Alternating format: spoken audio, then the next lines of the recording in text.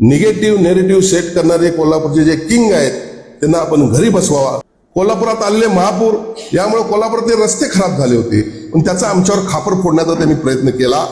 आपल्याला माहित आहे झालेल्या विधानसभेमध्ये देखील वाटेल ते आरोप माझ्यावर त्यांनी करण्याचा प्रयत्न केला। म्हणजे तुम्ही विकासाला विरोध करणारे आहात, कुठल्याही मूलभूत सोयीसुविधांना या ठिकाणी त्यांनी प्रथम प्राधान्य दिलं नाही। पंतप्रधान नरेंद्रभाई मोदी यांच्या देशाला स्वातंत्र्याला 100 वर्ष ज्यावेळी होतील त्यावेळी आपला देश महासत्ता म्हणून जगात असला पाहिजे, या स्वप्नासाठी आपण काम करतोय। पण मला या ठिकाणी अभिमानाने सांगावं लागेल की सन्माननीय मुख्यमंत्री एकनाथजी शिंदे साहेब ज्यावेळी होते त्यावेळी उपमुख्यमंत्री देवेंद्रजी फडणवीस होते, त्यावेळेला राज्याचे 6 सेक्रेटरी मुख्य सचिवांसह एका ठिकाणी बसवून एका दिवशी हे 300 कोटी रुपये मी मंजूर करून आणले आणि त्या कामाला देखील सुरुवात झालेली आहे। सर्किट बेंच आम्ही आणलेला आहे, त्याचं लवकरच खंडपीठामध्ये आम्ही रूपांतर करतोय। आजचं रेल्वे स्टेशन आपलं पाहावं, एअरपोर्ट आपण पाहावा, शक्तीपीठ लवकरच येत आहे, हद्दवाढ दृष्टिक्षेपामध्ये आहे, IT पार्क लवकरच सुरू होत आहे। आज या ठिकाणी कोल्हापूरचं विकासाचं पोटेन्शियल ओळखून आम्ही शाश्वत विकास परिषद देखील घेतलेली आहे। पंतप्रधान नरेंद्रभाई मोदी यांच्या देशाला स्वातंत्र्याला 100 वर्ष ज्यावेळी होतील त्यावेळी आपला देश महासत्ता म्हणून जगात असला पाहिजे, या स्वप्नासाठी आपण काम करतोय। यासाठी मित्राई संस्था काम करते। आपल्याला माहित आहे 2019-21 ला मोठ्या प्रमाणात पूर या कोल्हापूर सांगली जिल्ह्यामध्ये आला। कुठलाही देश विकासापर्यंत जात असताना होणारं नुकसान टळणं देखील तेवढंच महत्वाचं असतं।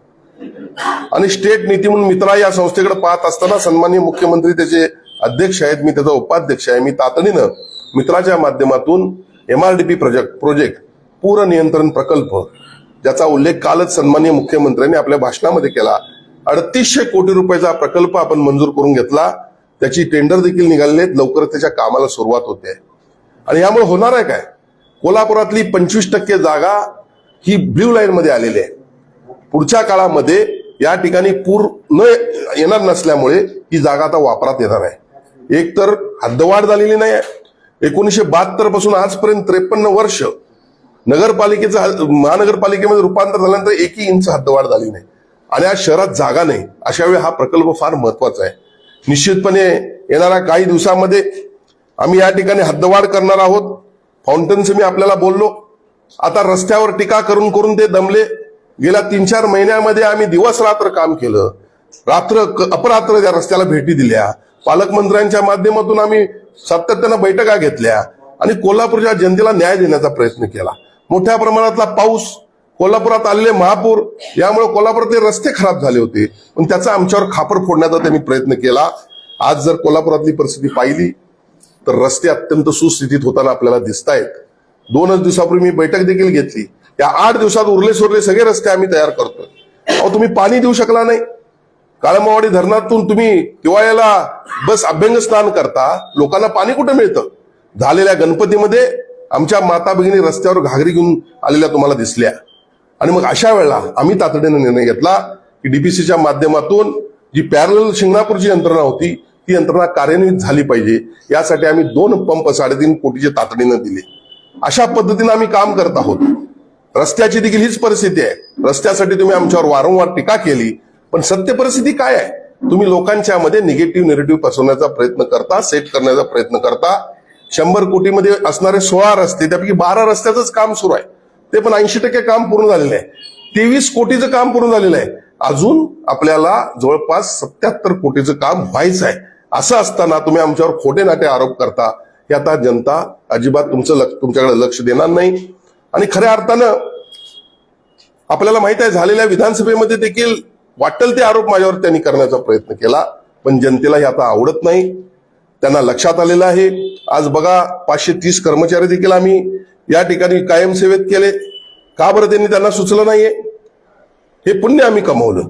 अशा पद्धतीने अनेक गोष्टी मी आपल्याला सांगू इच्छितो। रंकाळा झाला, रंकाळ्यामध्ये केवढ्या मोठ्या प्रमाणात पर्यटक येतात, का बरं तुम्ही करू शकला नाही?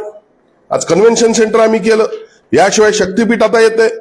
शक्तीपीठ जे होणार आहे त्या माध्यमातून मी सन्माननीय मुख्यमंत्र्यांना एक विनंती केलेली आहे की शहराचा पूर्ण रिंग रोड जो 3000 कोटीचा असेल तो आम्हाला तुम्ही द्या, त्याशिवाय शहराचा विकास होणार नाही, हा देखील त्यांनी मान्य केलेला आहे. आज शक्तीपीठाला तुम्ही विरोध केला. कुठलंही मोठं महाराष्ट्र एवढा जर आपण देश पाहिला, जपान असेल, जर्मनी असेल, 2-3 देश मी आपल्याला सांगू शकतो, या देशामध्ये 8-8 हजार किलोमीटरचे मेगा हायवे आहेत. आज महाराष्ट्रामध्ये 3000 किलोमीटरला मेगा हायवे आज नाही आहे. हा पूर्ण करून करत असताना तुम्ही लोकांच्या मध्ये संभ्रम पसरवता, म्हणजे तुम्ही विकासाला विरोध करणारे आहात असं म्हटलं तर चुकीचं ठरणार नाही.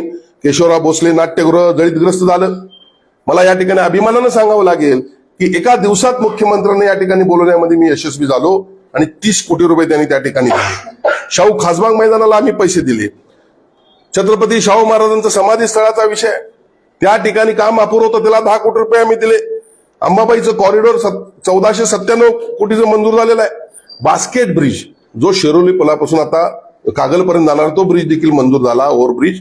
आता बास्केट ब्रिज देखील शिरोली पुलापासून पंचगंगा नदीपर्यंत आपण मंजूर करतोय, ते देखील अंतिम टप्प्यात आहे. आणि अशा पद्धतीनं पंचगंगा घाटाचं सुशोभीकरण आहे. पंचगंगा घाटाच्या पलीकडचा ऑक्सिजन पार्क आपण पहा, म्युझिकल पोल पहा, हेरिटेज पोल पहा. आणि म्हणून शहरामध्ये पर्यटन वाढावं यासाठी देखील आपण प्रयत्न करतोय. कॅप्टिव्ह एनर्जीच्या माध्यमातून फाउंड्री उद्योगाला जे 13 रुपयाने वीज पुरवठा आपण करतोय, ती आपण केवळ 7 रुपयामध्ये वीज आणण्याचा आपण प्रयत्न करतोय. तर लवकरच या ठिकाणी मित्राच्या माध्यमातून आपण करण्याचा प्रयत्न करतोय. आणि म्हणून अशा पद्धतीनं शहराचा विकास होत असताना ज्या वेळेला देश 1947 साली स्वतंत्र झाला आणि सन्मान्य पंतप्रधान 2047 साली देशाला 1 नंबरपर्यंत घेऊन जात असताना कोल्हापूर शहराचा विकास होणं देखील तेवढंच महत्वाचं आहे. त्या दृष्टीनं आमचा महायुतीचा प्रयत्न आहे. माझी आपल्या माध्यमातून मतदार बंधू भगिनींना नम्र विनंती आहे की अनेक वर्ष त्यांच्याकडे तुम्ही सत्ता दिली पण तुमचं काही भलं झालं नाही. कुठल्याही मूलभूत सोयीसुविधांना या ठिकाणी त्यांनी प्रथम प्राधान्य दिलं नाही. एकच कळकळीची विनंती आहे की या निवडणुकीमध्ये मात्र महायुतीच्या सर्व उमेदवारांना विजय करून निगेटिव्ह नेरेटिव्ह सेट करणारे कोल्हापूरचे जे किंग आहेत त्यांना आपण घरी बसवावा, एवढं आपल्या माध्यमातून माझी विनंती आहे.